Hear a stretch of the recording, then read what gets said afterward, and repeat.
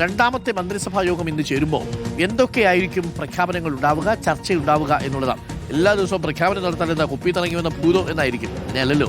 ആദ്യത്തെ ഒരു മന്ത്രിസഭയുടെ ക്യാബിനറ്റ് കൂടുന്ന സമയത്ത് വലിയ കൗതുകം ഉണ്ടാവും, രാഷ്ട്രീയ കൗതുകം ഉണ്ടാവും. അതിനുശേഷം വി ഡി സതീശൻ മാധ്യമങ്ങളെ കാണുകയും ചെയ്യും. ആദ്യത്തെ മന്ത്രിസഭാ യോഗത്തിന് ശേഷം കന്നി മന്ത്രിസഭ എടുത്ത തീരുമാനങ്ങൾ 5-ൽ 2 ഇന്ദിരാ ഗ്യാരണ്ടികളും നടപ്പാക്കാൻ പോകുന്നു എന്നുള്ളതാണ്. അതിൽ ആശാവർക്കർമാരുടെ വയോജന ക്ഷേമ വകുപ്പ് രൂപീകരിക്കുന്നത് തീരുമാനമായി എന്നുള്ളതും ഒപ്പം തന്നെ KSRTCയിലെ സൗജന്യ യാത്ര ജൂൺ 15-ാം തീയതി മുതൽ നടപ്പിലാക്കുമെന്നുള്ളതുമായിരുന്നു ആദ്യത്തെ പ്രഖ്യാപനങ്ങൾ. ഒപ്പം അംഗൻവാടി ആശാവർക്കർമാരുടെയൊക്കെ വേതനം കൂട്ടി. ആശാവർക്കർമാരുടെ 3000, അംഗൻവാടി പ്രീ പ്രൈമറി ടീച്ചേഴ്സ് പാചകത്തൊഴിലാളികൾ 1000. അപ്പോൾ അങ്ങനെ ചില തീരുമാനങ്ങൾ അവിടെ ഉണ്ടായി. ഒപ്പം രക്ഷാപ്രവർത്തനത്തിന്റെ അന്വേഷണവും. ഇന്ന് എന്തായിരിക്കും എന്നുള്ളതാണ് നമ്മൾ കൗതുകപൂർവ്വം കാത്തിരിക്കുന്നത്. മന്ത്രിസഭാ യോഗത്തിന് മുന്നേ വകുപ്പുകൾ തീരുമാനിച്ച് വിജ്ഞാപനം ഇറക്കിയേ പറ്റൂ. സിൽവർ ലൈനിൽ എന്തെങ്കിലും തീരുമാനം ഉണ്ടാകുമോ എന്നാണ് ഉറ്റുനോക്കുന്നത്. ഇന്നലെ കേരളയിൽ സമരസമിതി മുഖ്യമന്ത്രിയെ നേരിട്ട് കണ്ടിരുന്നു. KSRTCയിലെ സ്ത്രീകളുടെ സൗജന്യ യാത്ര നടപ്പാക്കുന്നത് പ്രധാന ചർച്ചയാകും. വയോജന വകുപ്പ് രൂപീകരിക്കുന്നതിലും തീരുമാനമായേക്കും. മന്ത്രിസഭാ യോഗത്തിന് ശേഷം മുഖ്യമന്ത്രി മാധ്യമങ്ങളെ കാണും. റോഷിപാലുണ്ട് തിരുവനന്തപുരത്ത് നിന്നും കൂടുതൽ വിവരങ്ങളുമായി. റോഷിപാൽ, ഇത് രണ്ടാമത്തെ മന്ത്രിസഭാ യോഗം 10:30-നാണ് ചേരുന്നത്.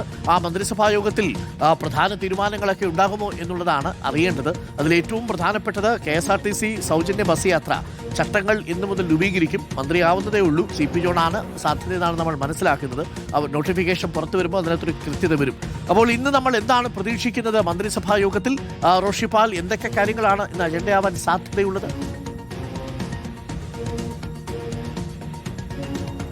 അരുൺകുമാർ, രണ്ടാമത്തെ മന്ത്രിസഭാ യോഗമാണ് VD സതീശൻ സർക്കാരിൻ്റെത്. ഇന്നത്തെ മന്ത്രിസഭാ യോഗത്തിൽ സ്വാഭാവികമായും മറ്റു കാര്യങ്ങൾ പ്രഖ്യാപനങ്ങൾ പ്രതീക്ഷിക്കുന്നുണ്ടെങ്കിൽ പോലും അതിൽ പ്രധാനമായുള്ളത് നിയമസഭാ സമ്മേളനം വിളിച്ചു ചേർക്കുന്നത് സംബന്ധിച്ചുള്ള തീരുമാനമാണ്. 29-നാണ് നയപ്രഖ്യാപനം ഇപ്പോൾ ആസൂത്രണം ചെയ്തിരിക്കുന്നത്. അതിന് പുറമെ 5-ാം തീയതി, അടുത്ത മാസം 5-ന് ബജറ്റും കൂടെ ഉദ്ദേശിക്കുന്നുണ്ട്. അപ്പോൾ അതിനനുസരിച്ചുള്ള ഒരു നിയമസഭാ സമ്മേളനം വിളിച്ചു ചേർക്കാൻ ഗവർണർക്കുള്ള ശുപാർശ ഇന്നത്തെ മന്ത്രിസഭാ യോഗം അംഗീകരിക്കും.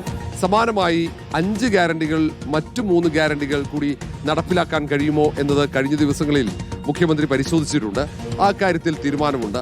അതിനു പുറമെ മറ്റ് ഈ UDFന്റെ പ്രകടന പത്രികയിലെ പ്രധാനപ്പെട്ട വാഗ്ദാനങ്ങളുണ്ട്. അതിലൊക്കെ അതിന്റെ സാധ്യതകളോടൊക്കെ പരിശോധിച്ചു തുടങ്ങിയിട്ടുണ്ട്.